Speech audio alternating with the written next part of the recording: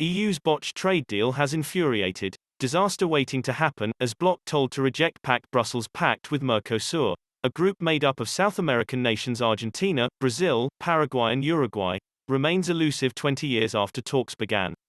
The trade pact struck in 2019 promised to be the EU's largest deal, with the removal of import tariffs on its products that had previously cost billions.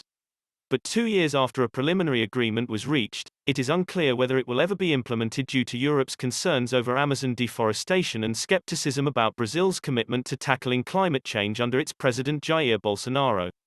The deal has received criticism from a number of places, but prominently from environmental campaigners. Last month, Jürgen Niersch from Greenpeace told EU Observer, "The EU-Mercosur deal is an environmental disaster waiting to happen. National governments must now reject this deal, or else they make themselves complicit in accelerating the destruction of the Amazon and other vital ecosystems." In the European Parliament meanwhile, MEPs are split. Some say the trade deal is not compatible with the Green Deal, while others warn that geopolitical competitors will engage with South American countries if the EU does not. German MEP Sven Simon of the European People's Party said, "What would be the environmental and social consequence of withdrawing from the agreement and increasing the US and Chinese trade in the area? This is the key question."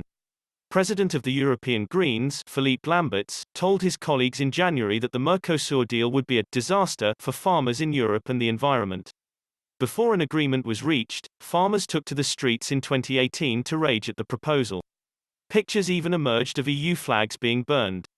An organization representing ethanol companies in Europe, ePure, claimed the EU had thrown the industry and farmers under the bus, lambasting the bloc for hypocrisy when a preliminary agreement was reached. It said, "The deal makes concessions to Mercosur countries on ethanol that essentially sacrifice the EU agriculture sector and domestic production of a renewable energy source, in exchange for gains elsewhere." In agreeing to open its markets to Brazilian ethanol, the EU is contradicting its own efforts to increase domestic renewable energy sources in transport, killing incentives to invest in advanced ethanol, and making life even tougher for Europe's already struggling farmers. Last-minute changes to the EU-Mercosur agreement, offering even more access to EU markets for Brazilian sugarcane ethanol, have made a bad deal even worse. The agreement essentially trades away Europe's ethanol industry unless the EU can act quickly and grow the European ethanol market to accommodate a flood of imports. French President Emmanuel Macron is one of the more high-profile figures to express concerns over the deal. The French government said in a statement in September last year, "The draft agreement has no provision to impose discipline on the practices of the Mercosur countries in the fight against deforestation.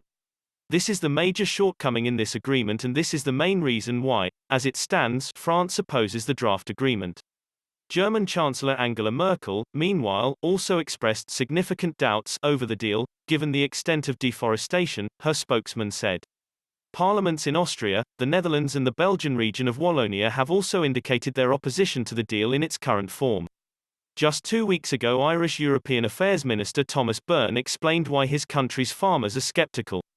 He said, "Our producers are always concerned when we talk about imports of meat products in particular, but I always see trade agreements as an opportunity for our producers. The products that Ireland exports, especially in terms of meat, are premium products, really high quality, they are not ordinary meat sold very cheaply.